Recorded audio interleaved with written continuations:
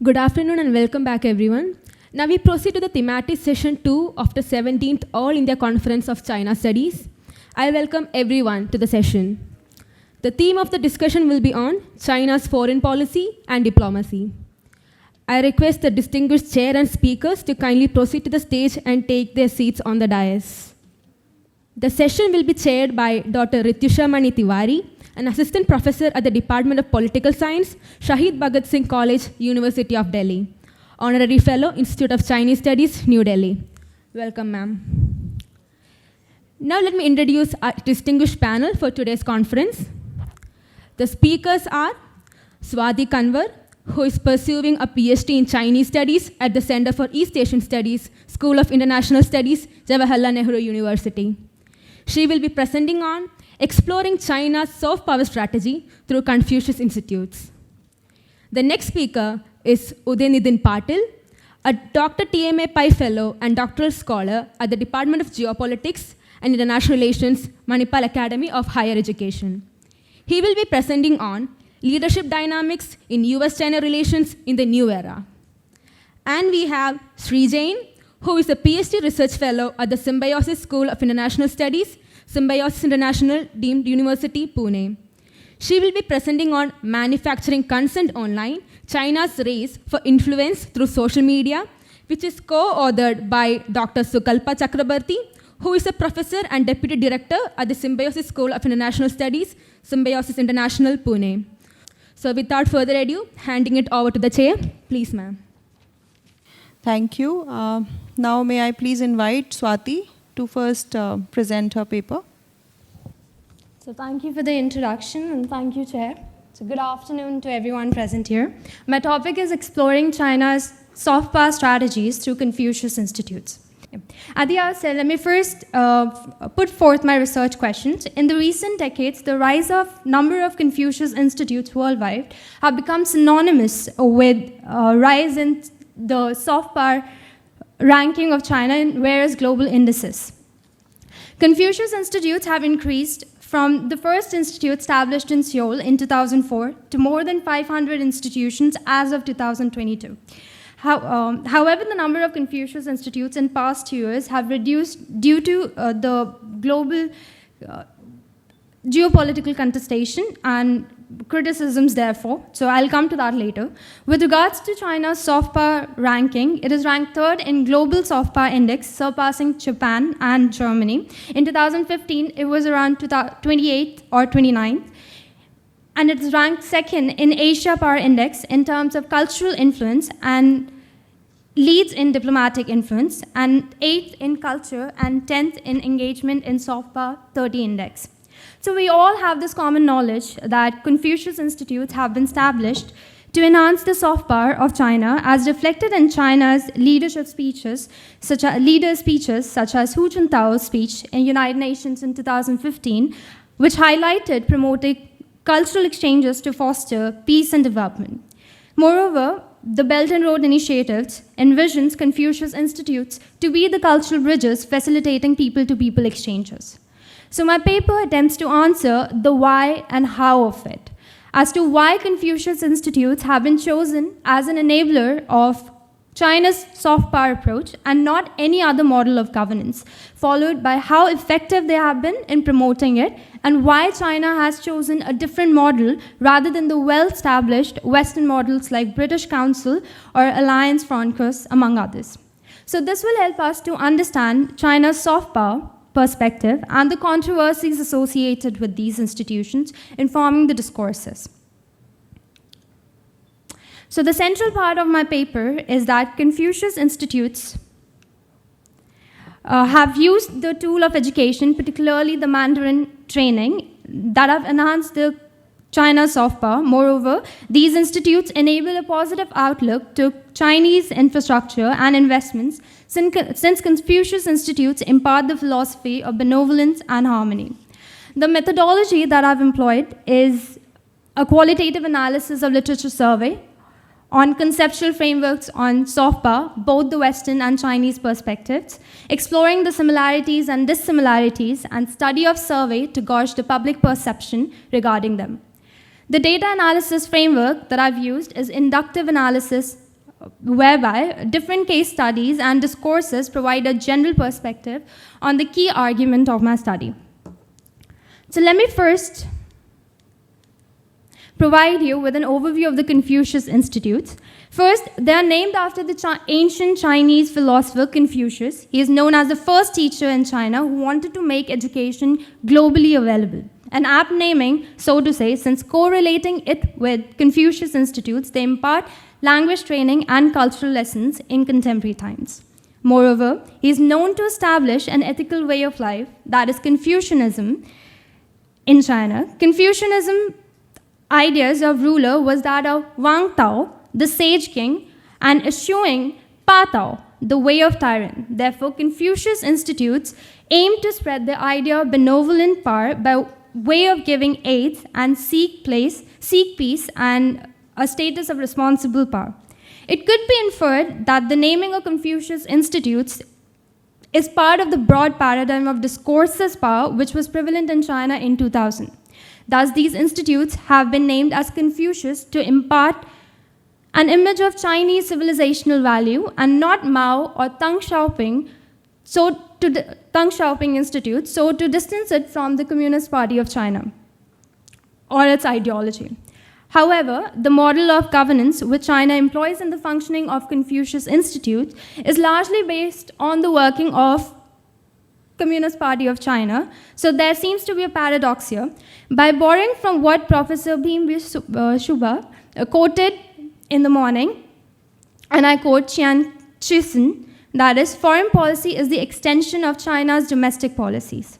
So the governance structure that China employs is that Confucius Institutes operate under the Chinese International Education Foundation, which is a government-organized non-governmental organization under Ministry of Education of PRC. Earlier it was named Hanpan. The restructuring is done post-criticism of Confucius Institutes by United States. The CIs and their governance structure involves partnership between Chinese universities and foreign educational institutions. Each Confucius Institute is co-managed by a Chinese director along with a local director. This model of governance enables Confucius Institutes to enable a strong link with Chinese education standards and policy aspects. This brings me to another question of what differentiates Chinese model of language or cultural promotion with the well-established models that I mentioned earlier. First is the rationale that for maintaining state control over the curriculum and messaging, which enables it to have a uniform curriculum and avoid discussion on controversial topics such as Tibet, Taiwan, and human rights.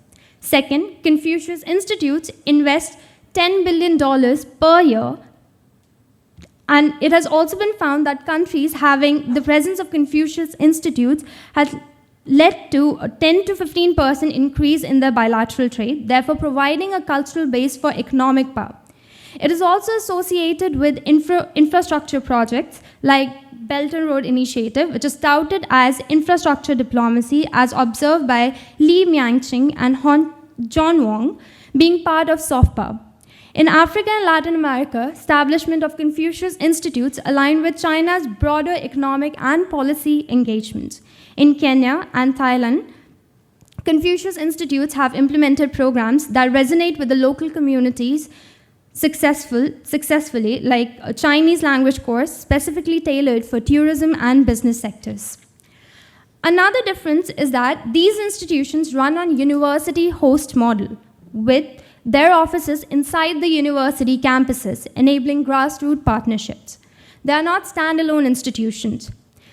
To borrow from biological sciences as an allegorical expression, they work on a model of symbiosis.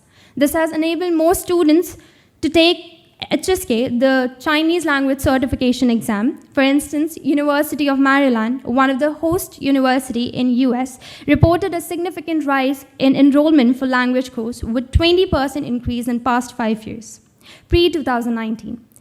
This also enables a positive image to China. A British Council survey reported 72% of students which attended Confucius Institute's program in United Kingdom gained a favorable view of China. Lastly, China through Confucius institutes have followed on neglected regions like Africa, Southeast Asia, and Latin America.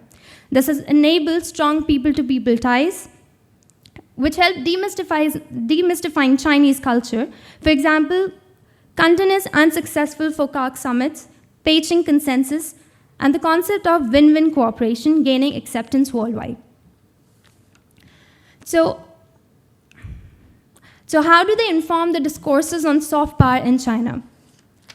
The concept of soft power comes under the broad framework of neoliberalism and liberal internationalism, extending cooperation beyond economics to cultural and social aspects. The concept is associated with Joseph Nye, who defined it as the ability to get what you want through attraction rather than coercion or payments. It is in contrast to the theory of hard power, which relies on the use of force or payments. An extension of the soft power can also be observed in the concept of complex interdependence, which was also mentioned by Venkatraman sir in the morning, which is given by Kyohane and Nye, whereby they propound that world is connected by multiple social and political relationships. Joseph Nye's soft power theory has three important sources, and I'm juxtaposing it with Chinese concepts. First, culture, whereby Confucius institutes have in here impart lessons on education and culture. Second, political values, whereby by implementing uniform curriculum and banning discussion on controversial topics, along with promoting the idea of Wang Tao, that is the sage king or the responsible power. The third, the foreign policy and the legitimacy it enjoys across nations. It is reflected in the success of implementation of BRI projects and infrastructure. Soft power in China has been accorded a prominent position in China's comprehensive national power, that is CNP strategy. The discourse on soft power was started by Wan Huning back in 1993. He was appointed to the post of Deputy Director, Policy Research Office of CCP by Chiang Zemin, and under Hu Jintao, he was elevated to the post of head. This shows that leadership was involved in the effective outlook on soft power approach. Swati, can I just request you to wind up in next 2 minutes? Just 2 minutes. Yeah. So just outlining the broad strategies of soft power. So by Wan Huning, this strand focuses more on emulating the Western models, which is reflective in Xi Jinping's Chinese dream as a kind of alternative to American dream. And also, the efforts to localize Nye's concept was given by Yan Shitung in his concept of moral realism. And during this period, CIs became prominent as part of CCP's policy strategies. And this approach was termed as soft power with Chinese characteristics by Michael Wiesmann, as it resonates well with Chinese traditional concept. Another difference is charm offensive given by Joshua Kurlantz, which focuses on to get others to stop harming your image, along with extending international aid and assistance, thus blurring the line between economic power and soft power. So the centrality of money is also noted by David Schomburg in China's soft power strategy. So in this regard, Confucius institutes play a prominent role in extending a positive outlook of Chinese culture, which enable it to invest in the regions and enhance its soft power, which gets translated in economic times. So thank you. And I would end by the quote of Confucius, that education breeds confidence, and confidence breeds hope, and hope breeds peace.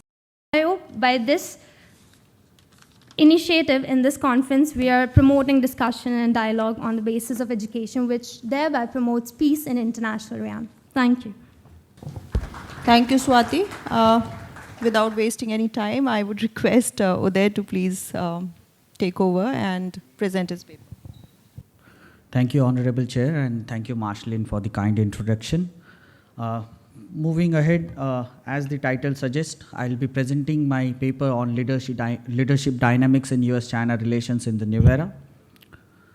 So when it comes to the introduction, like since the morning, a lot of distinguished experts present in this room have covered most of the points. But since I am presenting my paper and to convince the Honorable Chair and myself that I have worked hard, I'll go through this again, so please bear with me.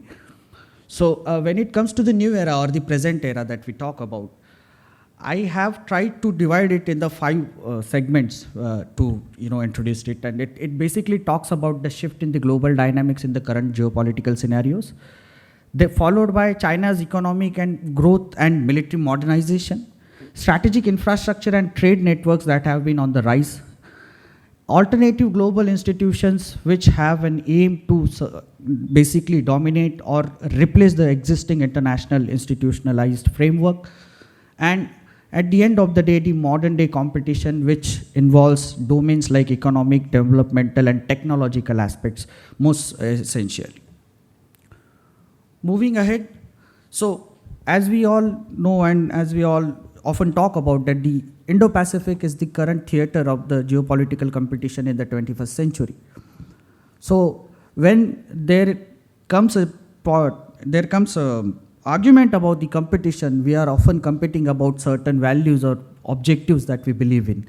And when we talk about the US goals with regard to this particular region, US aims to have a free and open Indo-Pacific which can sustain stability and counterbalance China's constantly expanding influence, whereas China's Indo-Pacific strategy could be summarized as striving for a regional dominance through economic integration and aiming to reduce the influence of external powers and obviously the United States, aligning Southeast Asia under Beijing's leadership. Talking about Xi Jinping's strategic leadership, his third term, which got solidified in 2023, grants him unprecedented power and signals a more assertive direction in the foreign policy in the years to come, and obviously it is still there. So at the end of the day, my paper will focus on analyzing the US-China dynamics, especially since Xi Jinping took over as the supreme leader of China, and emphasizing his strategic policies in the evolving power balance in the Indo-Pacific across 3 successive US administrations, starting from President Obama. So when President Xi ascended to power, the Beijing's foreign policy underwent a certain transition. So the first aspect that we can talk about the pivotal leadership that is often defined under the aegis of the Asian century. It includes the centralization power under him, then key milestones like pivotal policy shifts or culminating the removal of presidential term limits, positioning him as the potential maybe leader of the China for until he lives. Then the strategic pivot to the Asia, which was a major mark or major reorientation in the global world order, and transformation in foreign policy focus in terms of major country relations, wherein the President Xi's vision emphasizes on strategically balanced relations while rethinking partnerships with the existing players such as the United States, Russia, Europe, BRICS, and other global entities. Moving ahead, the expanded international agenda. So Xi's proactive diplomacy includes frequent international visits and initiatives pushing concepts like a community with a shared future for humanity. So if you compare the visits made by Xi Jinping from 2013 to 2020, they surpass Obama and Trump combined. Then Xi's leadership has also overseen one particular thing, and that is departure from daring restraint and the end of the 24-character strategy, which was basically to keep a low profile and focus on the national development for the larger growth or the larger economic purposes. And also one of the most influential as well as decisive initiatives that have been launched by the People's Republic of China, which is the Belt and Road Initiative. And that has been a very ambitious project by President Xi. So China-centric world order is another aim that the Chinese leadership has been looking for. So it can be seen through 3 various aspects, namely assertive diplomacy, nationalist ideals in foreign policy, and long-term goals, which we all are aware of. So moving ahead to the dealing that or the leadership dynamics that were there between President Obama and President Xi. Obama had a dual approach wherein initially he focused, or he was very much willing and optimistic with regards to the relationship of Washington with Beijing, especially on the domains of climate change, economic stability, post-2008 crisis. But the pivot to Asia strategy in 2011 reoriented the US defense and diplomacy to counterbalance China's regional influence, which was on a steady rise since 2008 or 2009. Then Xi's assertive vision, which introduced a new type of great power relations calling for mutual respect and non-conflict. However, it kept, like his administration kept on repeating the territorial claims in the South China Sea, which were a major reason for the escalations between the two countries.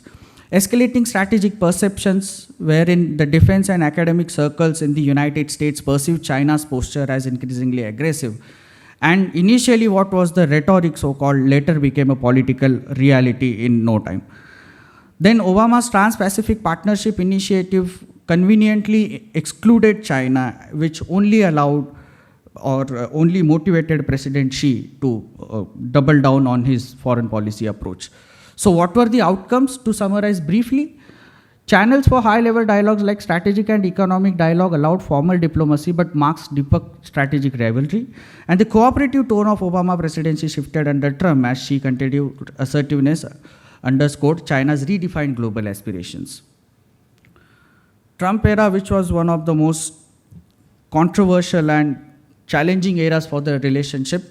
So it basically involved economic and strategic reset, and also an increased emphasis on the Indo-Pacific, be it the enhanced military posturing or be it the economic partnerships that the administration aimed to foster.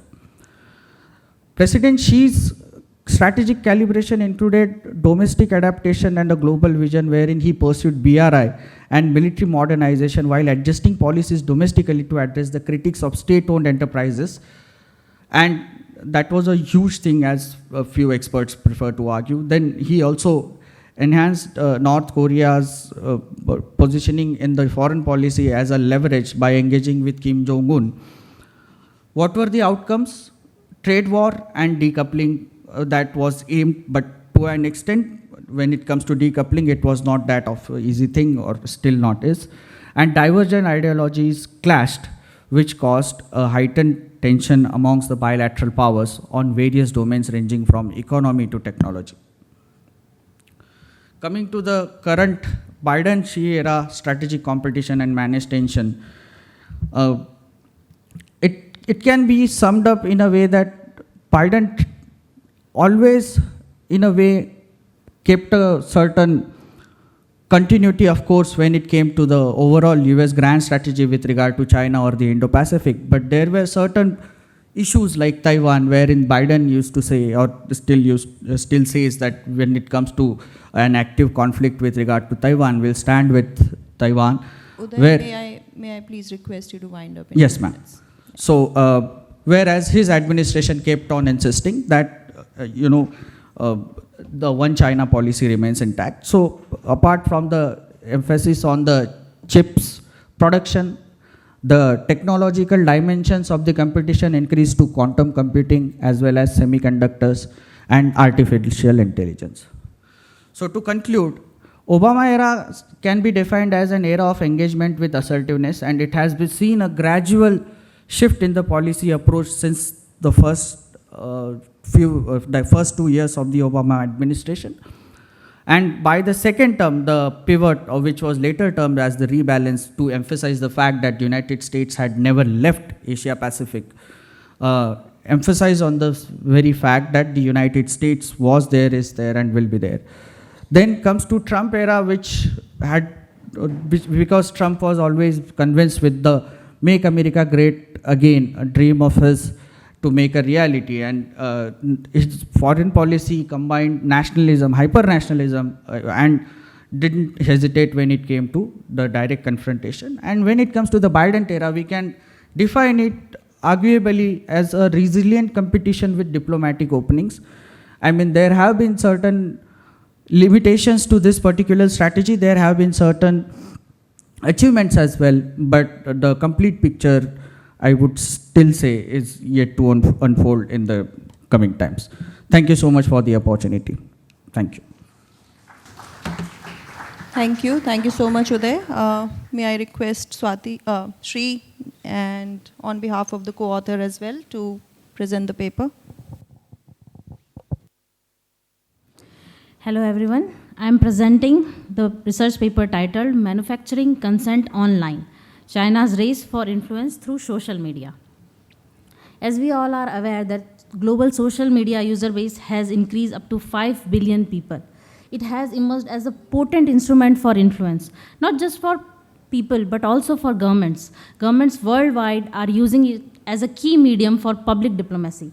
Public diplomacy is something when state tries to inform and engage public to promote its culture, its policies, its values, to basically foster positive relations. However, it crosses the line to propaganda when state tries to shape and manipulate public perception to transmit its political values or ideology. CPC, Chinese Communist Party, has today a proactive, extensive, and globalized social media presence, and it is using it for its covert and overt propaganda. While there have been multiple research papers and media reports about it, what this paper tries to do is to provide a deeper, structured, and contextualized understanding of CPC propaganda on social media. We look at different tactics and strategies used by China to maximize benefits of social media and how Chinese presence on social media is its propaganda efforts. Our focus here is 3 prominent social media platforms, that is Twitter, now known as X, Facebook, and TikTok. The paper takes inference from Herman and Chomsky's propaganda model. In 1988, Edward Herman and Noam Chomsky came with this work, Manufacturing Consent, in which they propounded propaganda model filters, say ownership, advertising, sources, flag, and ideology. As per them, whatever information reaches to the public actually goes through these filters. In other words, whatever media presents to public is filtered to meet the interest of economic and political elites.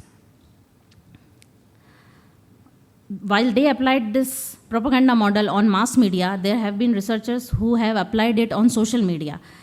In this paper, we try to look CPC propaganda through the lens of these filters. Let's understand the parallel through this table. First filter is ownership and control. There are few media house conglomerates who are owning the media houses, and they set the news agenda. Agenda means when media decides what is the most important issue to be covered, and it decides how people will perceive it. In case of social media also, there's centralized control because they control the algorithms, and that shapes the news consumption. CPC tries to set the agenda through its state media, official accounts, and influencer accounts. In the case of TikTok, it resorts to algorithm curation. Second filter is advertising. So profit orientation and revenue-based model is the main thing of mass media, and they cater to the interests of the advertisers. In social media also, the platforms allow paid advertising and targeted advertising. CPC uses these features to increase and enhance its visibility and reach. Third filter is source. So economic and political elites are the primary source of news for media houses. In social media also, few elites and few users with time, money, and effort dominate the visibility and attention online. Chinese media become the primary source of news on China on these platforms because of its exorbitant presence on social media. Fourth filter is flag. Economic and political elites try threat and pressure tactics on media to control the narrative and downplay the opposition. In social media, if one has to do that, it goes through flooding with coordinated messages or disinformation campaigns. CPC has been reported to engage in such activities and many others like use of bots, troll armies, inauthentic accounts to undermine critical and opposing sources. Fifth filter is ideology. Media justifies, promotes, and follows the ideology of the elites. Social media, when someone tries to promote the ideology, it's done through sensationalism, soft news, satire, emotional appeal. CPC is using these tactics to promote its culture and civilization. Let us look at the CPC propaganda in detail through these filters. First is ownership and control or agenda setting. So there was this Guardian report and ASPI report on how TikTok algorithm is curated to align with CPC directives. Whatever news is presented of China is filtered to the sensitivities of CPC. Tibet, Myanmar, Xinjiang are censored. Then on the platforms like Facebook and Twitter, Chinese state media and influencers, they flooded with huge volume of posts to increase their visibility and perceived relevance of their content. As Oxford Research Institute found that in 7 months, PRC diplomats tweeted about 2 lakh times, and that gained 7 million likes. Similar thing was found by Tambe and Friedman, who found that with increasing number of ads, there were millions of impressions on CPC, Chinese state media posts. And that also increased the positive reporting on China by local media. Then the Chinese diplomats use a lot of hashtags to create an online discourse on China-related topic like BRI. The interesting thing is they are also using a network of online influencers who blurred their identities as traveler or food blogger, but they are actually CPC affiliated. This is Jessica Zhang, who is continuously posting about pro-China narrative and pro-China things on her account. She is praising here Tibet Plateau Railway. Another one is Vika Lee, who is posting any problem with Xinjiang cotton. She posted this just after the Western backlash for Xinjiang cotton on the allegations of forced labor and the sanctions and import ban on Xinjiang cotton. Second filter is advertising. China merges political propaganda with paid advertising. Stanford research has found that in the early period of COVID-19 pandemic, China state media launched a full-fledged ad campaign with millions of ads, millions of impressions on their ads to create a favorable image online. Reuters reports have also found that CPC regional and provincial office also, they outsource their Twitter accounts to popularize and promote their cultural and economic achievements. These channels, they keep on defending China on different policy fronts. Third filter is source. If we look at this table, Chinese state media has exorbitant presence on the social media apps. On Facebook, CGTN has 121 million followers. On Twitter, it has 12.9 million followers with 301K posts. On TikTok, China Daily has 2.4 million followers. So with this kind of presence on social media, they dominate, being the prime source of news on China on social media. Not to mention that all their communications shall reflect CPC's will, mandate, and ideas. Researchers have found that how Chinese state media flooded these platforms whenever there is a China-related event like BRI Forum. Then there was another research, ASPI research, which found that in 2 years, there were 6 lakh Facebook posts mentioning Xinjiang. And out of 400 posts, highest post, top post, 60% were from Chinese state media and diplomats. Research have also found that there is inauthentic amplification through automation and paid accounts. They also bring out tenders to and pay millions to add new followers to their accounts. Fourth filter is FLAC. China has been engaging in artificially manipulating public perception through use of hashtag, bots, super spreaders. It has been running campaign on CPC information campaign on COVID-19 and Xinjiang. What they use, the tactics are deterrence, then distraction through juxtaposition with West, and also denial that there are whatever negative charges you are putting on China are actually false. Let's look at some examples. So Kaoi, MFA official, posted about COVID, that COVID death record of China is 5,000 deaths, and US is about 1.5 million. It was a huge embarrassment for the West. The another official posts about the origin of COVID-19 and denies that it originated in China, and promoting some conspiracy theory that it actually originated in USA. Kawi posts this post about BBC equals to lie, BBC is equals to lying. He posted this just after BBC came out with a report criticizing China's human records in Xinjiang. Another one compares China's Muslims with US Muslims. In US, Muslims are facing discrimination and protesting all the time, and China, they are happy and they are celebrating their culture. Fifth filter is ideology. So ideologies are usually more effective and easily penetrated in the minds of public when they are promoted through emotional storytelling or visuals or soft news, that is mixing information with entertainment. China uses that a lot when it uses the images of panda to boost its image as a peaceful nation. So basically there are 4 key narratives that China promotes on its social media accounts through its influencers, diplomats, and state media. That is A, China is a great civilization. It is 5,000 years old and it is only continuous civilization in the world. B, it is the leader of the East. It is comparing in this post, Global Times post, G7 is compared with BRICS, where G7 resorts to sanctions and bloc confrontation, and BRICS is all about multilateralism and inclusive world order. Then China promotes itself as a responsible power. Shree, who is... May I just request you? Yeah. Who is leading the world in meeting the global challenges.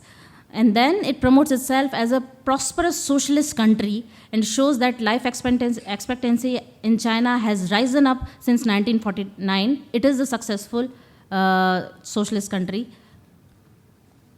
So basically, CPC is trying to weaponize social media to promote its propaganda. And it is getting more and more sophisticated and advanced. It raises the alarm because the use of bots, super spreaders, inauthentic accounts. There have been countermeasures like suspending these accounts or labeling these accounts, but there is continuous need for more regulation. It is important that we establish social media as a liberation technology where each and everyone is free to inform, access, and express themselves on social media freely and openly. Thank you. Thank you, Shree. And thank you to all the paper presenters. It's been a wonderful thing to listen to all 3 of you. And you also have managed to keep to the time. So thanks a lot on that account as well. I'll keep my comments as the discussant cum chair brief and short. I have had the benefit of reading all the 3 papers beforehand. So it was very interesting to listen to them make those points where certain emphasis basically made me understand their papers better, because that's the crux of your paper, perhaps. I'll begin with the order in which we saw the presentations. Swati, the topic is very interesting, looking at a very intriguing entity, Confucius Institute. I think perhaps the paper will benefit a lot if you can pick up a case study of a particular country and then go deep into it as to how the character of these institutes has evolved over time. When they began, was there a mandate that they were keeping to? Was it narrow? Did it broaden? Because you did rather evocatively mention at the end, that education leads to peace at the end of it all. Did they manage to evolve into peace model of education? Is there a particular model that you're referring to? Is there a certain thing that you see as emerging out of these entities called Confucius Institutes? And the context. So I think the context, the nitty-gritty of the context is what will bring a lot of value to your paper.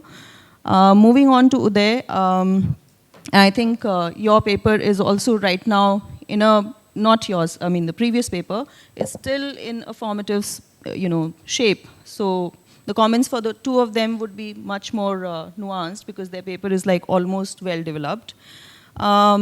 So Uday, your paper, basically I had a couple of points. You look at the major developments in US-China relationship from the prism of changing leaderships, right? A lot of scholars like Michaela Matz, Brad Ashley, and others have looked at how a change in leadership basically promotes certain kind of policies at the expense of others, and why those policies are picked, the ones that are picked to be highlighted. So what are the imperatives behind those? So if Obama's policy is different, and then we see Trump, and then we see Biden, why does it happen? Exactly. How do foreign policies change due to domestic factor? I mean, the overall rubrics is, of course, the leadership change, but what's the nitty-gritty inside? You do mention things like, interim national security strategic dialogue in case of Biden, and then also the speeches of various state officials. But then these documents or these speeches are manifestation of those factors which are at play, perhaps, which are bringing about this change. So, I mean, different scholars have chosen different kind of domestic factors which influence a particular leader's decision-making style. It's up to you what you go into. I mean, whether it's the political economic imperative, whether it's a strong ideological imperative that you see a certain kind of sociological, setting influencing a particular leader's emphasis on certain things at a certain point in time. But what is it that makes them, take up the thing that, in your words, like invest, align, or compete, or in Shree's case, something else. So what is the root cause of economic nationalism, for instance, for Trump? So perhaps foregrounding those factors which go on to have a multitude of effect on the leadership styles is perhaps something that will really bring a lot of interest in this paper. Otherwise, of course, the paper is very well formed. I think this would give it an extra edge that is required. In case of Shree and Dr. Sukalpa's co-authored paper, it's interesting that you're using manufacturing consent, Noam Chomsky and Edward Herman. The last filter, ideology, is actually anti-communism in their case. So there are two things that I'm just trying to sort of grapple with. When you say ideology in case of China, and then you go on to have the highlights that you also had, you shared with the audience here, how is that ideology? I mean, how is that different from any objectives or goals of foreign policy, which are not necessarily ideology? I mean, selling yourself as the best version of yourself, right? That's what it was all about. So is that ideology? And if you're changing the last filter of that particular theoretical model that you're using, you're not qualifying that change with any kind of, what is it that I bring here as an author? Why I need to make this particular change? Why in this set of 6 lens or 5 lens, I choose to use these and not this, because ideology is no more relevant to China's case. Perhaps that's what you want to say, or perhaps not.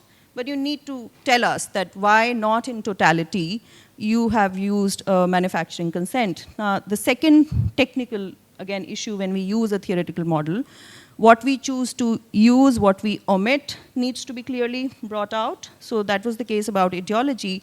The second one was that Chomsky and Herman have been extremely vocal in many of their other works as well, that this idea of manufacturing consent happens in case of wherever US foreign policy has found a specific interest. So even if it's not state-owned media, the media starts acting like a state-owned media. That's what they say. And then I read your conclusion with great deal of interest, because you do mention that that happens everywhere. Manufacturing consent goes on to take place in every, every country. So it's not really a context-specific theory. It's quite universal. You don't say this, but then that's what comes out. But in case of China, it's very worrisome, because it's state-owned media in the first place. I would say just the reverse.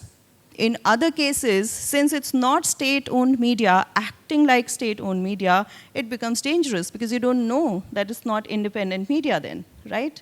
In case of China, you do know what you're consuming. You know CGTN is a state-owned media. So it doesn't really amplify the dangers that's what my reading of the whole situation be when you're trying to juxtapose. So maybe you can look at that more carefully. The second thing is the presence of state-owned media enterprises on social media platforms, the table that you drew.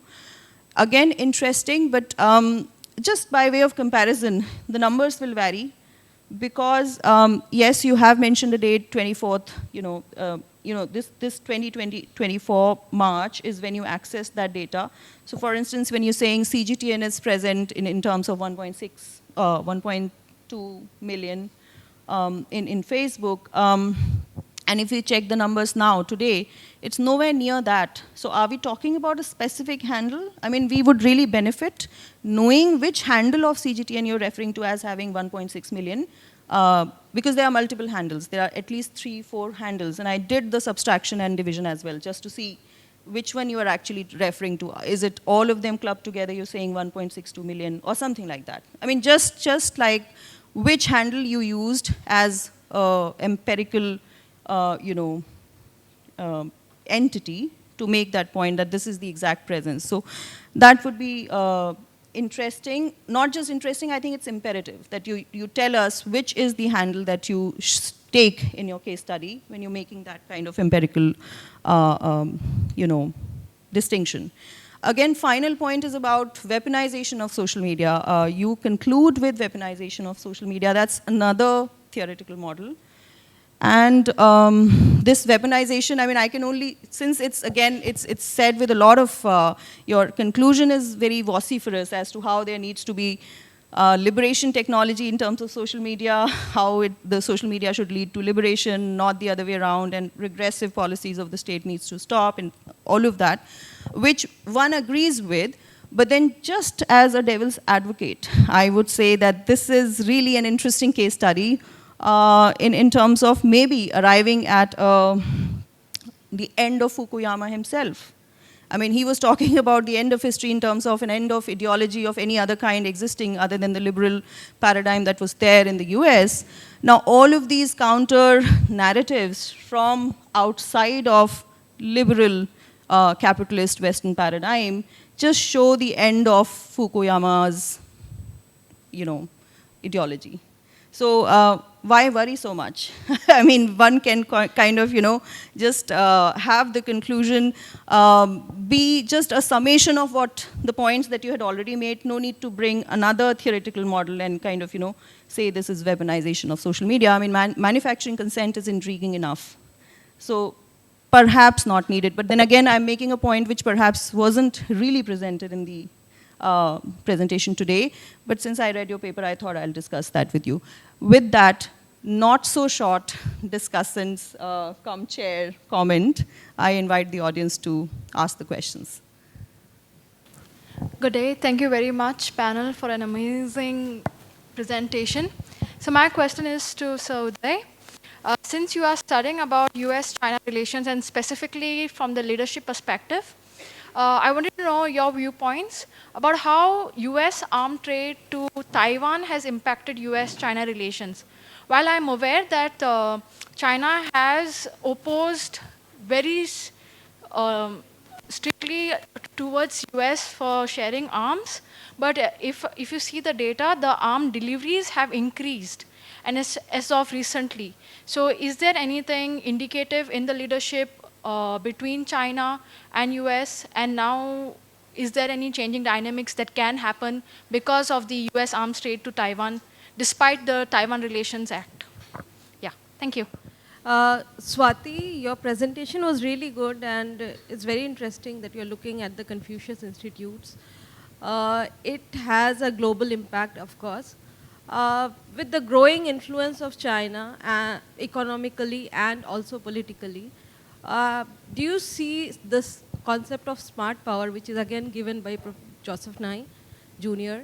Are you also looking at the smart power that China is applying? And since Rityusha mentioned about, a case study, if you can take, because I wrote a chapter on China, Jordan, and where I'm looking at the smart power. So what do you say? Like, through your study, have you looked at the smart power, or it's just a soft power that you're focusing on? My question is Shree Jain. You're talking about how China is manufacturing consent. But my question would be like, why does it need to manufacture consent? Like, because like ma'am pointed out, many of the people know it's from the CGTN and all of those are Chinese products. And many of the economic relations are already dependent on China. And we see that many countries do not care about China's human rights records except these Western countries, and they still get aid from them. So is there a necessary to manufacture consent given China's dominant power in the economic stage? So I just wanted to ask about that. Hi everyone. My name is Gokul Jayakumar. I'm from the University of Malaya, Kuala Lumpur. So my question is to the panel regarding foreign policy and diplomacy, and you were speaking about how China has been influencing the world through TikTok, through Confucius institutes, and the West is doing the same, Facebook and other applications. We Indians are also doing our best. We are going through our own methods of influencing people through yoga. We have Bollywood, and our diaspora overseas is doing a great job as well through temples and spreading our culture, our food. Through your research, have you found any convincing evidence that we are on the right track, or is there anything else that we still need to do in order to match up with countries like the US, China, and others in terms of soft power influence? Thank you. I think we'll take this round of questions. You can go around responding in the same sequence if that's okay with you. Yeah? Thank you, ma'am, for the question. I'm basically looking from the purview of soft power rather than smart power, because otherwise the ambit of my paper would have been very large. And regarding the chapter, regarding the case study or one particular study, I've taken various case studies but not gone into depth of each of them. So I would rather take one case study and explore the Confucius institutes, how they have evolved throughout the years. And regarding your question, yes, there are certain similarities and differences between the soft power that China portrays and what the West and India portrays. But India's, I'll take from the India's perspective.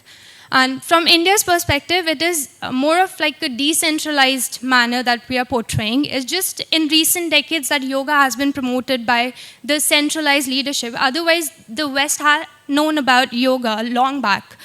So, and regarding the diaspora, they're also doing their best. For instance, in USA, in a very decentralized manner. Unlike China, which propagate soft power through the centralized manner, I don't think India is doing that as of yet, apart from yoga. Thank you. So, with regard to the question about the US arms sales to Taiwan, from the little understanding that I have, I don't see it a very surprising factor because, if we go back, in the recent history from Nancy Pelosi's visit to Taiwan, the tensions have been high. Apart from that, last year I had an opportunity, not last year, this year, I had an opportunity to meet Professor Walter Russell Mead, who talks about the foreign policy schools, Hamiltonian and Jacksonian.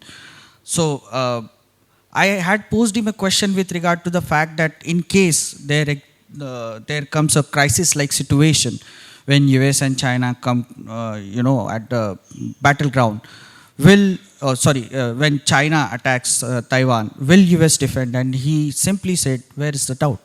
So although the overall perception with regard to the US and the responsible stakeholder role that it was supposed to play, or it has been playing for a while in the global order, but in terms of cases like Ukraine or Afghanistan, the kind of criticism that has been received by US.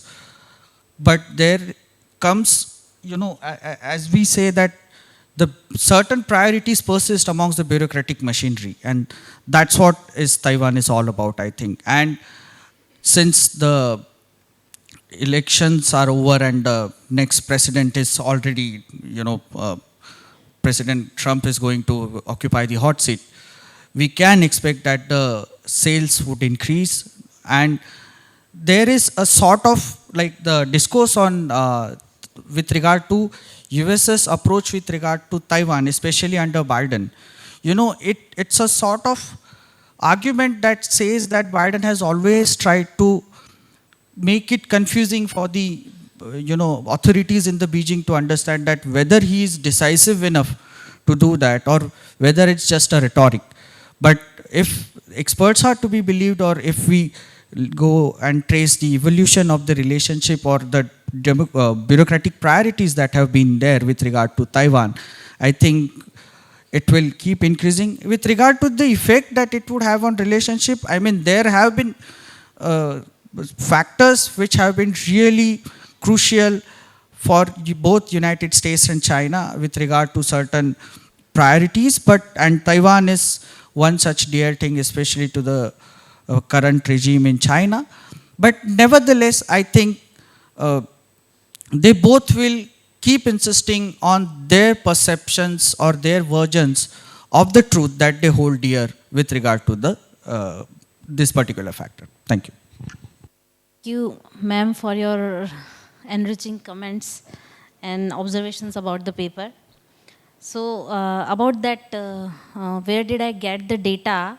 I have used those accounts who have been labeled by the platforms. Like Twitter is using grey tick for the state-affiliated, CCP-affiliated accounts. So I have specifically chosen them. On Facebook also follows the same policy. And on TikTok, they have their channels, their diplomatic accounts. About the need for ideology, Fukushima came with the end of ideology debate. Yes, he did. But still we are, I think the world is running on only two things, hope and fear. And ideology provides fodder for both of them. So it is still relevant, I guess. And for China specifically, it is very ideologically driven. Anti-West ideology, communist ideology, socialist ideology, whatever we name it. So that way I saw it as an important thing. About your question, why manufacturing consent? Why is it needed? So when a state tries to achieve its foreign objectives, there are two ways: either hard power way, coercion or use of sanctions and military and economic sanctions, or there is a soft power way, try for co-option and cooperation. So that is a always easier way if we get the consent of the population of foreign public. It gets easier to implement policies. So China is getting backlash at many countries for its BRI policies. Like when it acquired Hambantota port, it got backlash from public as well. So it gets easier if public opinion is favorable. I have published a paper on it, xenophobia and xenophilia, and how these works to influence foreign policy of other nations. And yeah, what India can do about soft power. So I haven't researched much on it, but Jaishankar has emerged as a mascot of Indian foreign policy. And India shall encash the opportunity of increasing its soft power in a structured manner, I think. Still, we don't have a proper structure and institution. And teaching Hindi language can be a thing, like opening an institute like Confucius Institute or German or Spanish institutes. We can follow that step also. Okay, thank you. No questions really, just a comment, and I mean, just listening, very interesting, but a comment that Shree just made, which got me thinking about general approaches. So what your comment was that China is very much ideologically driven. Now, it occurs to me that this becomes a kind of a loaded statement, almost to suggest that this is peculiar to China. Every country is ideologically driven. In the morning, there was a point made about how nationalism of all varieties have a certain exceptionalism to it. Similarly, to say that the American system or the Indian system or any other is not ideologically driven, Because that in turn seems to influence the way in which you tend to use ideology. It's almost as if you are subscribing to socialism or communism of some variety or the other, then you're ideological. If you jettison communism or you don't follow Marxism, Leninism or whatever, then you're not ideological. And this is very much a kind of a hangover of, the Cold War dominated perspectives, where the whole thing became about ideology being used as a shorthand for communism or the CP. So my reaction to such a thing is that you need to be approaching it objectively. Every country uses ways and means, somebody just said, to influence. Everybody has ways in which they try to manufacture consent of the people. We are seeing that in our country as well. There is a certain kind of a framework which is used to. So how do you meaningfully distinguish between forms of manufacturing consent without really bringing one particular ism or the other? In other words, what are the underlying similarities? And does manufacturing consent really offer you a framework, irrespective of ism, to understand the nature between the state and the people, or the rulers and the masses, or the connection between domestic and external? That's just my... Thank you, ma'am. Any other questions, comments? Professor Chakrabarti, yes. Shree Jain's response to a question here. You said that India doesn't have a Hindi institute and, no effort to popularize Hindi language, etc. Now, let me give you the example of a Confucius Institute in Kathmandu. At their invitation, I had gone there. There I met two engineers who had learned Chinese at the Confucius Institute, and they were working for Chinese projects in China, and sometimes they were going to China. Okay? And China has many projects in Nepal. Now, the same thing is not true in India's case, right? How many projects do we have in other countries where Hindi is necessary, right? So obviously the two cannot be compared. That's all. Thank you. So on behalf of the whole panel, I thank everyone. I thank all the audience and participants for having made this discussion very lively. Thank you so much. And thank you to the institution. Thank you to Mahe for providing all of us this platform to discuss. I hand it over to the Mahe team. I would like to take a moment to express a heartfelt gratitude to the ex-team panelists for their insightful presentations, and to the chair for their thought-provoking insights, and to the audience for the engaging session. Now I kindly request Dr. Ravindranathan to come to the stage and present a token of appreciation to the chair and the presenters. Dr. Rityusha Tiwary, Swati Kanwar,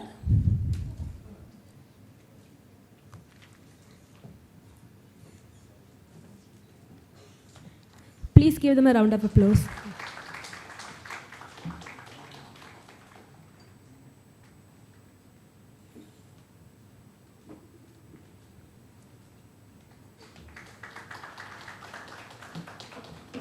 Now I kindly request the panelists to stay back for a group photograph.